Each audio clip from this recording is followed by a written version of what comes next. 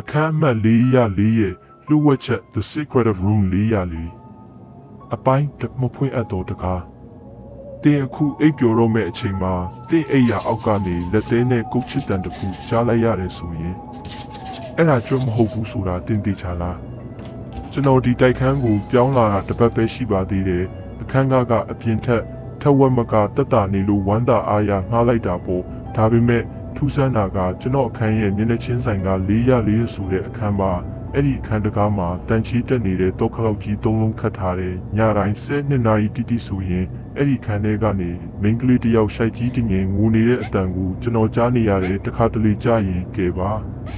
တကားဖွင့်ပေးပါဆိုတဲ့ကွဲအတန်ကြီးကကျွန်တော်အခန်းတကားဝအထိရောက်လာတတ်တယ်ဒီနေ့ညတော့ကျွန်တော်မအောင်နိုင်တော့ဘူးလက်နေတမီလေးကိုကင်ပြီးအဲ့ဒီခန်းရှိကိုတွားလိုက်မိတယ်တောခလောက်ကြီးတွေကိုကြည့်နေတော့မှပဲရုတ်တရက်အထဲကမူတန်ကြီးရက်သွားတယ်ပြီးတော့တကားအောက်ခြေကွက်လက်လေးကနေဖြူဖြော်ပြီးတွေးတွေဆူနေတဲ့လက်ချောင်းလေး၅ခုထွက်လာပြီးကျွန်တော်ခြေထောက်ကိုလှမ်းဆွဲလိုက်တယ်ကျွန်တော်လန့်ပြီးနောက်ဆုတ်လိုက်တဲ့အချိန်မှာတောခလောက်ကြီး၃လုံးကအလိုလိုပွင့်ထွက်သွားပြီးတကားကဖြည်းဖြည်းချင်းပွင့်လာပါတော့တယ်အဲမှာဘာရှိနေမလဲဆိုတာနောက်တစ်ပိုင်းမှာဆက်ကြည့်ပေးပါ